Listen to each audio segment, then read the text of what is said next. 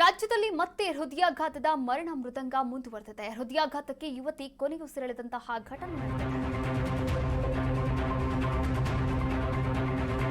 ಹೃದಯಾಘಾತಕ್ಕೆ ಯುವತಿ ಕೊನೆಯುಸಿರೆಳೆದಂತಹ ಘಟನೆ ನಡೆದಿರುವಂತದ್ದು ಧಾರವಾಡದಲ್ಲಿ 26 ವರ್ಷದ ಯುವತಿ ಜೀವಿತಾ ಕುಸಗೂರ ಸಾವನ್ನಪ್ಪಿದ್ದಾರೆ.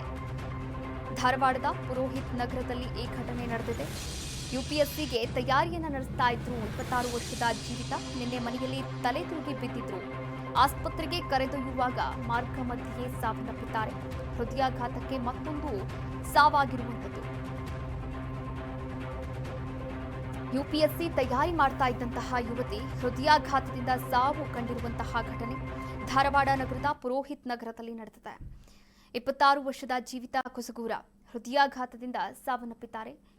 ದೃಶ್ಯಾವಳಿಗಳಲ್ಲಿ ನೋಡ್ತಾ ಇರುವಂತಹ ಯುವತಿ ಜೀವಿತಾ ಕೇವಲ 26 ವರ್ಷ. ಯುಪಿಎಸ್ಸಿ ತಯಾರಿಯನ್ನು ನಡೆಸ್ತಾ ಇದ್ರು. ಬೆಳಿಗ್ಗೆ ಮನೆಯಲ್ಲಿ ತಲೆ ಸುತ್ತು ಬರ್ತಾ ಇದೆ ಅಂತ ಹೇಳಿದ್ರು ಮನೆಯವರಿಗೆ. ಸುಸ್ತಾಗಿ ಕುಳಿತಿದ್ರಂತೆ. ತಕ್ಷಣವೇ ಕುಟುಂಬದವರು ಆಕೆಯನ್ನು ಆಸ್ಪತ್ರೆಗೆ ರವಾನೆ ಮಾಡೋಕೆ ಆಸ್ಪತ್ರೆಗೆ ಸೇರಿಸೋಕೆ ಮುಂದಾದ್ರು. ಆದರೆ ಜೀವಿತಾ ಮಾರ್ಗ ಮಧ್ಯದಲ್ಲೇ ಸಾವನ್ನಪ್ಪಿದ್ದಾರೆ. ಆಸ್ಪತ್ರೆಗೆ ಹೋಗಿ ವೈದ್ಯರಿಗೆ ತೋರಿಸಿದಾಗ ಹೃದಯಾಘಾತದಿಂದ ಸಾವಾಗಿದೆ ಅಂತ ಕೂಡ ತಿಳಿಸಲಾಗಿರುವಂಥದ್ದು. ಎಂಎಸ್ಸಿ ಅಗ್ರಿ ಮಾಡಿದ್ರು ಯುವತಿ. IAS ಅಧಿಕಾರಿಯಾಗುವಂತಹ ಕನಸನ್ನ ಕೂಡ ಕಂಡಿದ್ರು. ಹೀಗಾಗಿ ಯುಪಿಎಸ್ಸಿ ಪರೀಕ್ಷೆಗೆ ತಯಾರಿಯನ್ನ ಕೂಡ ನಡೆಸ್ತಾ ಇದ್ರು. ಇನ್ನು ಜೀವಿತಾ ಅವರ ತಂದೆ ಪ್ರಾಥಮಿಕ ಶಾಲೆಯ ಶಿಕ್ಷಕರಾಗಿದ್ದಾರೆ. ಹಾಗೆ ಮಗಳು ಯುಪಿಎಸ್ಸಿ ಪರೀಕ್ಷೆ ಪಾಸ್ ಆಗಲಿ ಅಂತ ಕನಸು ಕಂಡು ತಯಾರಿಯನ್ನ ನಡೆಸ್ತಾ ಇದ್ಲು. ಆದರೆ ಹೃದಯಾಘಾತದಿಂದ ಯುವತಿ ಇಹಲೋಕವನ್ನ ತ್ಯಜಿಸಿದ್ದಾಳೆ. ಮನೆಯಲ್ಲಿ ಒಂದು ಆಕ್ರಂದನ ಮುಗಿಲು ಮುಟ್ಟಿರುವಂಥದ್ದು.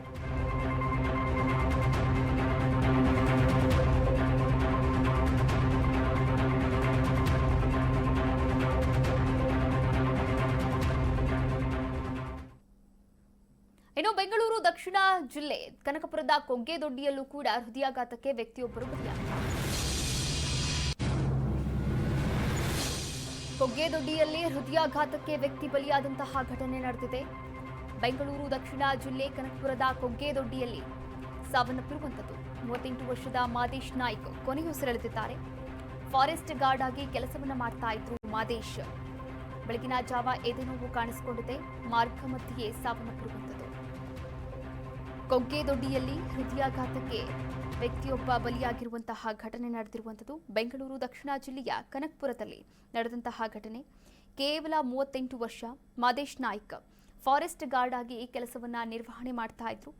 ಆದರೆ ಬೆಳಗಿನ ಜಾವ ಎದೆನೋವು ಕಾಣಿಸಿಕೊಂಡಿದೆ. ಮಾರ್ಗ ಮಧ್ಯೆಯೇ ಅಂದ್ರೆ ಆಸ್ಪತ್ರೆಗೆ ಸಾಗಿಸುವ ಮಾರ್ಗ ಮಧ್ಯೆಯೇ ಸಾವನ್ನಪ್ಪಿರುವಂಥದ್ದು. ರಾಜ್ಯದಲ್ಲಿ ಕೋವಿಡ್ ನಂತರ ಹೃದಯಾಘಾತದ ಪ್ರಕರಣಗಳು ಜಾಸ್ತಿ ಆಗ್ತಾ ಇದೆ. ಈ ಕುರಿತಂತೆ ಸರ್ಕಾರಕ್ಕೆ ವರದಿಯನ್ನ ಕೂಡ ಸಲ್ಲಿಕೆ ಮಾಡಲಾಗಿದೆ. ಹಾಗೆ ಈ ವರದಿ ಬಿಡುಗಡೆಯಾಗುವಂತಹ ಸಾಧ್ಯತೆಗಳು ಕೂಡ ಇರುವಂಥದ್ದು ನಾಳೆ. ಬೆಳಗಿನ ಜಾವ ಎದೆನೋವು ಕಾಣಿಸಿಕೊಂಡು ಸಾವನ್ನಪ್ಪುವರ ಸಂಖ್ಯೆ ದಿನ ಹೆಚ್ಚಾಗ್ತಾ ಇರುವಂಥದ್ದು.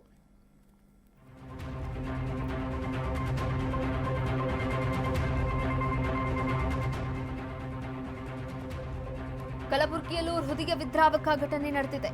ಹಾರ್ಟ್ ಹೊಡೆತಕ್ಕೆ ಯುವಕ ಪ್ರಾಣ ಬಿಟ್ಟಿದ್ದಾನೆ. 22 ವರ್ಷದ ಮೊಹಸಿನ್ ಪಟೇಲ್ ಸಾವನ್ನಪ್ಪಿರುವಂತಹ ಯುವಕನಾಗಿದ್ದಾನೆ. ಚಿಂಚೋಳಿಯ ಚಂದನಕೇರಾದ ಯುವಕ. 3 ವಾರದ ಹಿಂದಷ್ಟೇ ಮದುವೆಯಾಗಿದ್ದಂತಹ ಯುವಕ ಆಸ್ಪತ್ರೆಗೆ ಸಾಗಿಸುವ ಮಾರ್ಗ ಮಧ್ಯೆಯೇ ಮರಣ ಹೊಂದಿದ್ದಾನೆ. ರಾಜ್ಯದಲ್ಲಿ ಹೃದಯಾಘಾತಕ್ಕೆ ಸಾವನ್ನಪ್ಪುವವರ ಸಂಖ್ಯೆ ಹೆಚ್ಚಾಗ್ತಾ ಇದೆ. ಇವತ್ತು ಒಂದೇ ದಿನ ಹಲವಾರು ಪ್ರಕರಣಗಳು ಕೂಡ ಸರಣಿ ಹೃದಯಾಘಾತಕ್ಕೆ ಒಳಗಾಗ್ತಾ ಇರುವಂಥದ್ದು. ನೀವು ಕೂಡ ದೃಶ್ಯಾವಳಿಗಳಲ್ಲಿ ಗಮನಿಸಬಹುದಾಗಿದೆ. ಕೇವಲ 3 ವಾರದ ಹಿಂದಷ್ಟೇ ಮದುವೆಯಾಗಿದ್ದ. 1 ತಿಂಗಳು ಕೂಡ ಕಳೆದಿಲ್ಲ. ಕೇವಲ 15 ದಿನ ಮಾತ್ರ ಆಗಿರುವಂಥದ್ದು ಮದುವೆಯಾಗಿ.